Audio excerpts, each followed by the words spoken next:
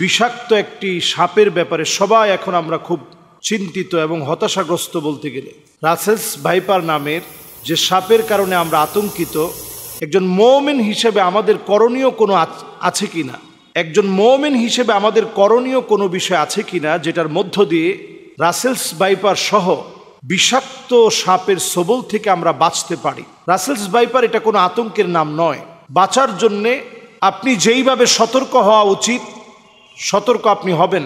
আমাদের যে ইকোসিস্টেম, চারদিকের ইকোসিস্টেমটাকে আমরা নষ্ট করে ফেলেছি।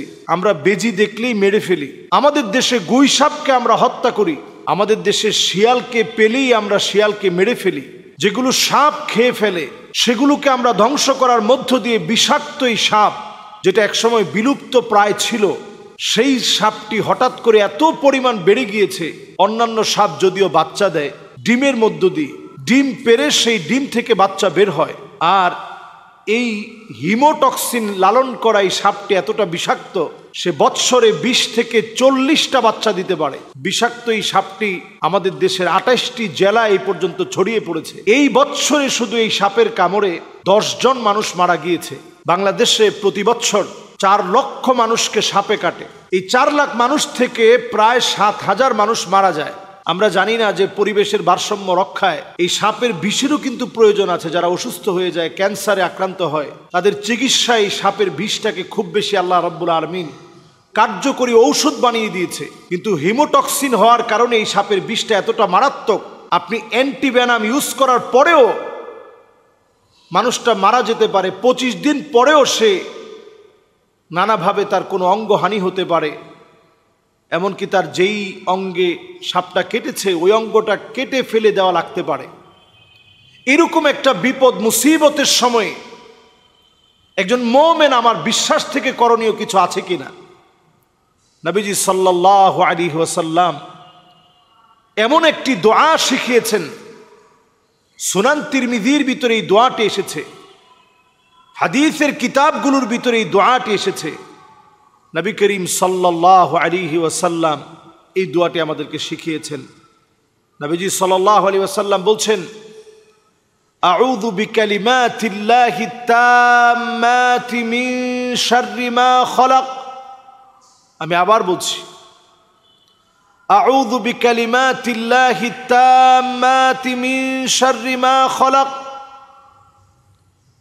আউযু বিকালিমাতিল্লাহি তাম্মাতি মিন শাররি মা খালাক। সকাল সন্ধ্যায় 3 বার করে এই দোয়াটি পড়ুন। সকাল এবং সন্ধ্যায় 3 বার করে আপনি এই দোয়াটি পড়েন।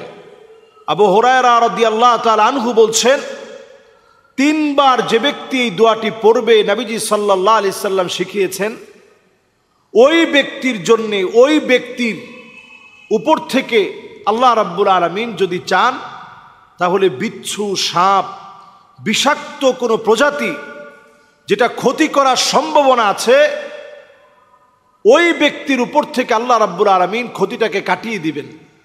এজন্য আমরা প্রত্যেকে দোয়াটা পড়ার চেষ্টা করি, বুঝে বুঝে আল্লাহর কাছে বলার চেষ্টা করি, আউযু বিকালিমাতিল্লাহি তাম্মাহ মিন শাররি মা খালাক।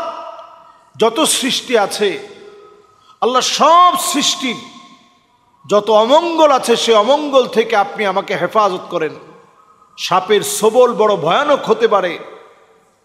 100 মিনিটের ভিতরে আমার জীবনটা শেষ হয়ে যেতে পারে।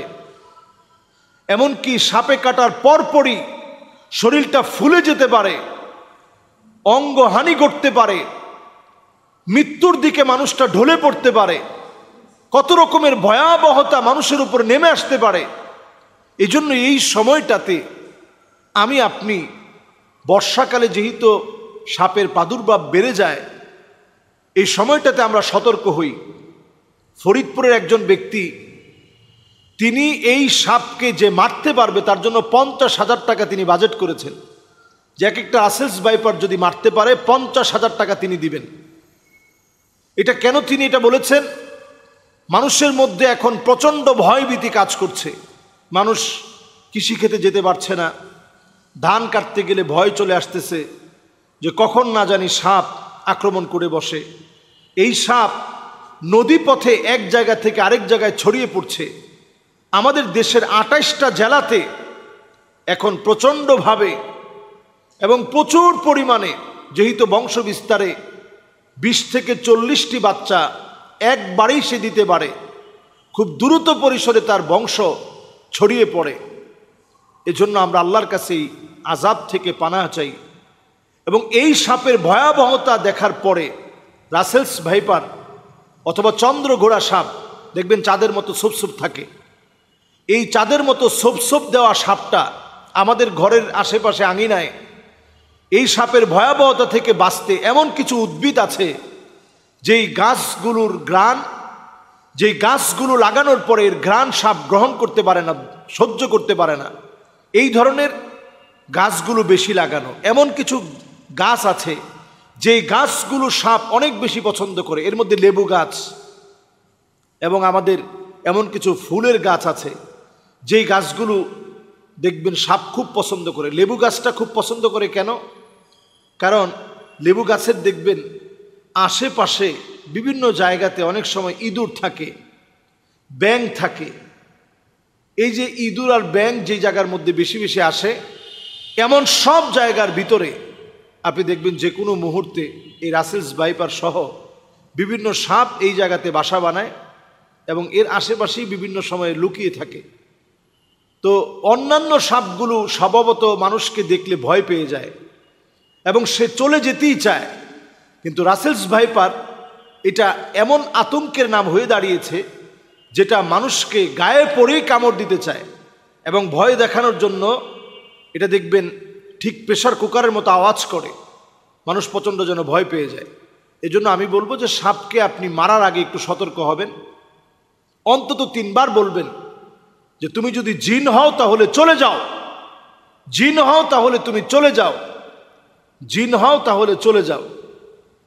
এরপরে আপনি যদি রাসেলস ভাইপার এই জাতীয় কোনো সাপ যেটা মানুষের জন্য বড় আতঙ্কের বিষয় হয়ে দাঁড়িয়েছে, আপনি এটাকে পেলে মেরে ফেলবেন। আমাদের দেশে সাপ রিস্কেও করে যারা, এদেরকে আরো বেশি রাষ্ট্রীয় সম্মাননায় পদমর্যাদা দিয়ে তাদেরকে এগিয়ে আনা দরকার ছিল। এই মানুষগুলো দেশের এই সাপের মধ্য দিয়ে, এই সাপের বিষ দিয়ে যে মেডিসিনগুলো তৈরি করা যায়, এটা দিয়ে কিন্তু আমাদের দেশ অর্থনৈতিকভাবে স্বাবলম্বী হতে পারত।